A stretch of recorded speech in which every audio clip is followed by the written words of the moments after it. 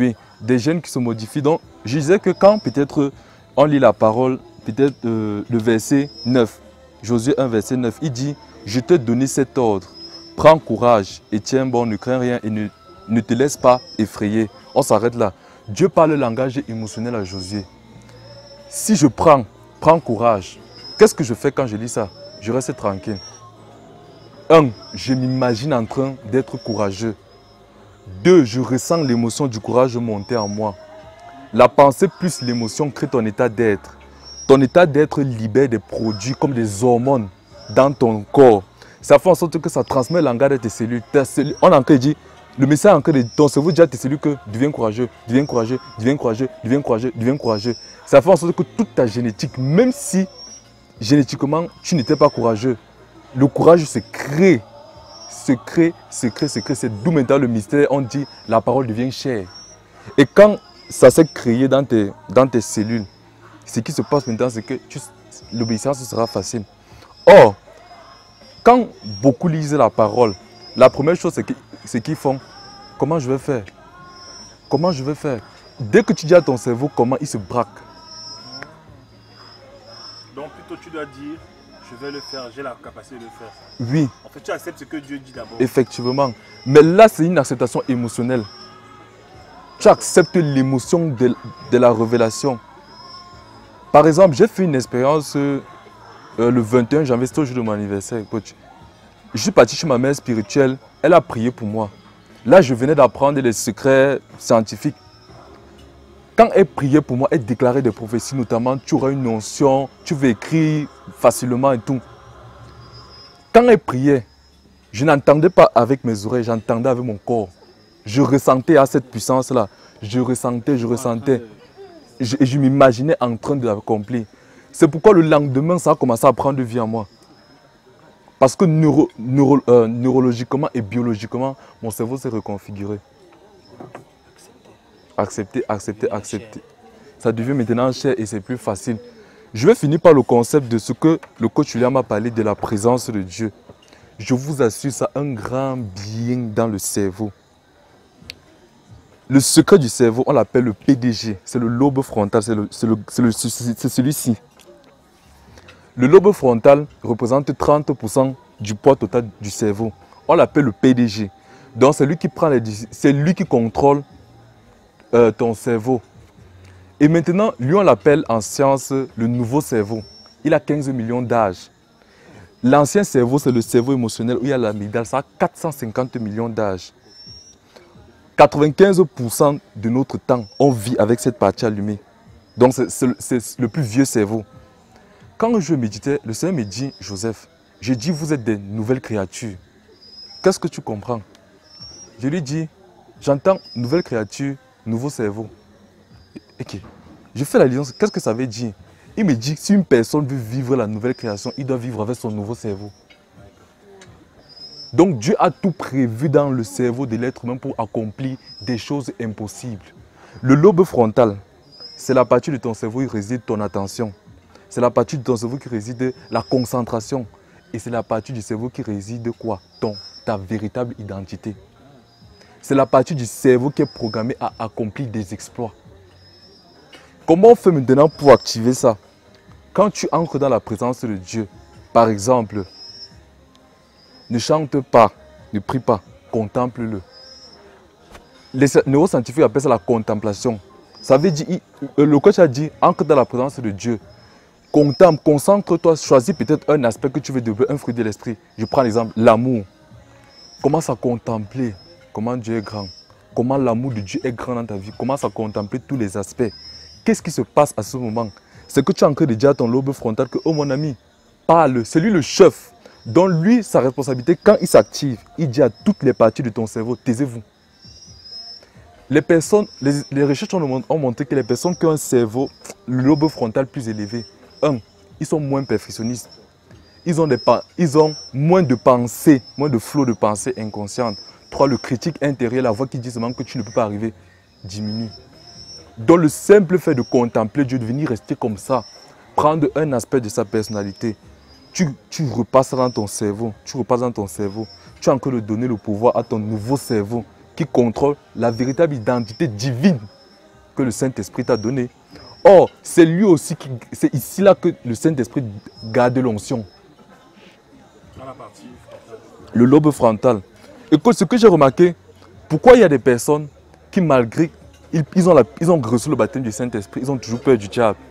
C'est pourquoi le diable, il sait que s'il va t'attaquer, il provoque seulement la réaction de ton amygdale, dans la partie qui te fait peur. C'est pour ça que quand tu reçois l'onction, en effet, le Seigneur m'a dit, l'onction peut te détruire comme ça peut te construire. Quand tu reçois et que la partie, ton cerveau émotionnel est très actif, ça consomme l'onction là-bas, ça chauffe et tu deviens plus vulnérable. Donc tu es plus orienté à voir le diable et à avoir peur de lui. Or, quand tu concentres ton onction, tu peux te concentrer seulement, tu envoies toute ton attention ici. Donc tu envoies toute ta force sur ton cerveau. Si. Ce que ça fait, c'est que ça te déconnecte de trois choses, l'environnement, le temps et l'espace. C'est pour ça que dans la présence de Dieu, les gens ne voient pas le temps passer. Pourquoi? C'est la partie ici qui devient active. Parce qu'ils ne connaissent pas, ils ne sentent pas. Et il y a ce qu'on appelle le phénomène de rémission instantanée. C'est le genre que pendant peut-être un pas conférence, pasteur Mathieu Achimolo déclare des paroles, les gens guérissent. Pourquoi? Parce que le cerveau, c'est lui qui opère les transformations dans le corps humain. Donc, hey Dieu. C'est que, en fait, Dieu est trop puissant, je me suis rendu compte, coach. Dans le corps humain, il y a ce qu'on appelle les cellules souches. Le corps, si on vous dit que notre corps humain consomme seulement 1,5% des cellules qu'on a, Dieu a mis en réserve 98,5%. Les scientifiques appellent ça les cellules poubelles. Donc, c'est que c'est inutilisable par le corps. Mais ce qu'on explique après par l'effet placebo, c'est que quand on prie pour toi, par exemple, une personne qui ne marche pas, commence à marcher, c'est quoi? Ces cellules souches. La puissance de Dieu partie activer ces cellules souches pour venir compléter où il manque de cellules. Simplement en changeant son cerveau. Simplement en changeant son cerveau. Pourquoi? Si peut-être l'énergie qui t'a donné la maladie est en toi, si on te donne une énergie plus supérieure, ça change la neurologie de ton cerveau. C'est pour ça que les gens guérissent par rémission instantanée, comme on voit les miracles là. Et comme Jésus, par exemple, quand j'ai étudié les stratégies de Jésus, ce qu'il a fait, c'est qu'il ne parlait, il connaissait quelle partie parler. Quand un pasteur parle peut-être avec autorité et puissance, il attaque ici. Le cerveau, le lobe frontal. Ça, quand il dit lève-toi et marche, c'est un ordre. Qui obéit? Le nouveau cerveau. C'est pour ça que les gens se levaient et marchaient. Il y avait des miracles. Je veux finir par cela. Je lisais récemment que on dit notre cerveau, aucune espèce dans l'univers n'a les capacités de notre cerveau. Dans notre cerveau, il y a ce qu'on appelle l'ADN mutant. L'ADN mutant, ça représente 1% de notre ADN. C'est pourquoi vous allez voir deux jumeaux ne peuvent pas se ressembler. L'ADN mutant, c'est l'ADN de ton unicité, de ta créativité et de ton inspiration. Quand tu actives le cerveau de Dieu, comme moi j'appelle souvent le singulat intérieur, qui se trouve au lobe frontal, quand tu es en train d'activer l'ADN mutant, ça crée des changements à l'intérieur de toi. C'est pourquoi génétiquement, quelqu'un qui peut se retrouver alcoolique, il change. Spontanément, il change. Coach, permettez-moi, je vais faire un break-up avec la formation des talents, par exemple. Récemment, j'ai étudié, j'écrivais. Le Seigneur m'a dit, écris neurotalent. Comment, par ton cerveau, tu peux développer l'attitude de créer tes talents dans le cerveau. Ce qui se passe, c'est que, par exemple, vous donnez une formation, vous donnez des informations nouvelles aux gens.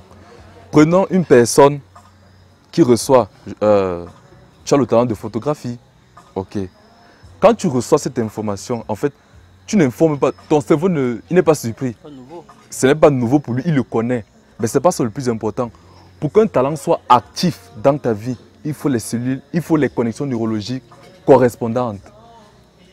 Si j'ai le talent d'écriture, pour que je commence à le manifester, il faut que mon cerveau crée des connexions neurologiques. Et qu'est-ce qui crée? La répétition. Ouais, parce que ouais, c'est vrai que quand tu répètes, tu lis, ton cerveau se muscle en fait. Effectivement, il y a le phénomène de neuroplasticité. Dans les connexions, on dit que Eric Kandel, un des prix Nobel, a dit quand tu apprends une nouvelle compétence, 2300 neurones se connectent dans ton cerveau. Si après une semaine tu ne fais pas le rappel, tu diminues à 1600. Si après ça diminue encore, les neurones là se perdent. Or, quand tu répètes, pas la neuroplasticité, c'est quoi? Les cellules qui étaient connectées par exemple à la paresse viennent se reconfigurer à ton talent. Tu répètes, ça se fortifie, ça se muscle. Quand ça se muscle, c'est que tu es en train de libérer, il y a une hormone qu'on appelle l'endorphine. C'est l'hormone des compétences. Ça veut dire quand tu fais une tâche, ton cerveau te récompense par l'endorphine. Deuxième chose, l'endorphine, c'est aussi l'hormone qui permet d'atténuer la souffrance dans le corps. Ça, c'est l'hormone naturelle qui atténue la souffrance dans le corps. C'est qu'une personne qui est passionnée par son talent n'a pas mal qu'une personne qui fait quelque chose dont il n'est pas passionné. Pourquoi il libère généralement constamment des endorphines dans son truc. Oh, voilà. Et quand maintenant ces endorphines sont libérées dans ton corps, ça parle à tes cellules. Tu commences maintenant génétiquement à activer tes talents. De fait, quand génétiquement ça a changé, l'information génétique a changé. Excusez-moi de vous le dire, mais sans même prier, si on avait dit que dans ta vie tu ne peux pas voir ça, si tu modifies tes gènes, c'est fini. Simplement, je dis sans prier. Par exemple, les neurosciences disent que 50% de nos gènes sont ceux de nos parents.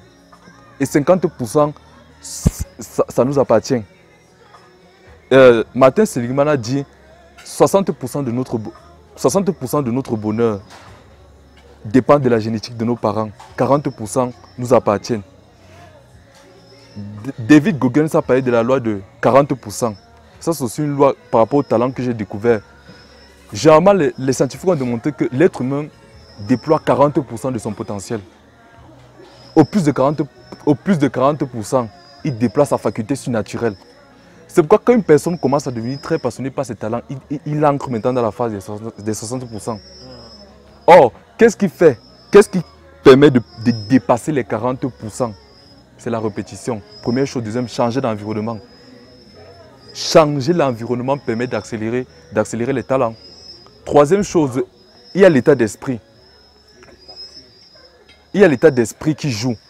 On l'appelle comment Carol Dweck, professeur en psychologie à l'université de Stanford, a découvert deux états d'esprit.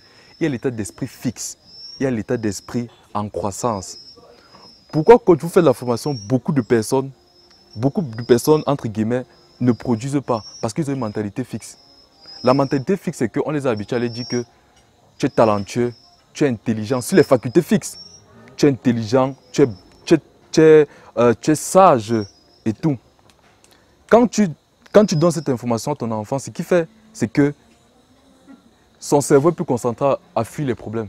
Quand une personne a une mentalité fixe, il se stoppe, il n'active pas ses talents.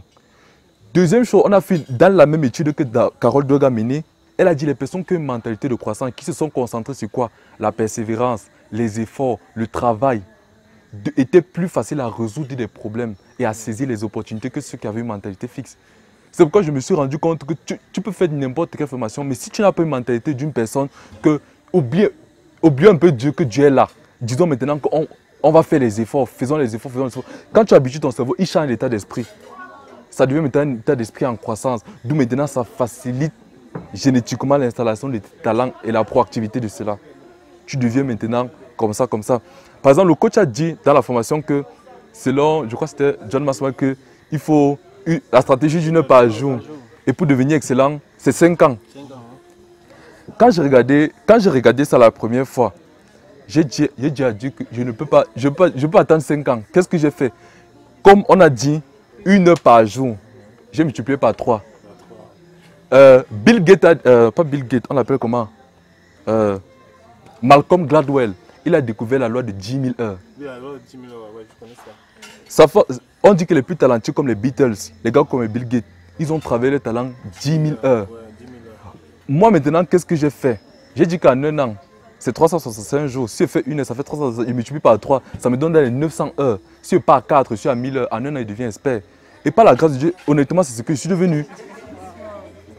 Parce que je n'ai pas fait d'études neuroscientifiques, mais tout ça je les ai retenus. Pourquoi j'ai appliqué la loi de 10 000 heures. Donc tu peux quitter... Combien d'heures par jour? J'ai fait 4 heures. Par jour? Oui, 4 heures par jour. Sur un an, oui, ok. Sur un an, ça donne plus de 1000 heures. Donc ça fait en sorte qu'en un an, je suis expert par rapport à mes talents. L'autre chose que j'ai découvert qui accroît le potentiel ou les talents, c'est l'imagination. Oui, l'imagination, oui. Si tu imagines constamment que tu es en train de manifester tes talents, ton cerveau ne fait pas la différence entre ce que tu imagines et ce qui est réel. Dans les scanners du cerveau, il y a une partie qu'on appelle le thalamus. Le thalamus, il y a deux. Il y a le thalamus gauche et le thalamus droit. Dans le thalamus droit, quand tu imagines que je vis mes talents, par exemple, le thalamus droit s'allume. Quand il s'allume dans ton cerveau, il dit à ton cerveau que l'information ci est réelle. L'information ci est réelle. Quand tu finis d'imaginer, il y a le processus de dissonance cognitive. J'ai imaginé quelque chose, mais ce n'est pas réel. Qu'est-ce qui se passe? Ton cerveau active le système d'activation réticulaire. Le système d'activation réticulaire te permet de filtrer les informations. Ça veut dire, si je veux développer mes talents, mon cerveau va se concentrer uniquement sur toutes les informations qui sont bénéfiques pour mon talent, automatiquement, sans forcer. Ça filtre. Ça filtre, ça filtre, ça filtre, ça filtre, ça filtre.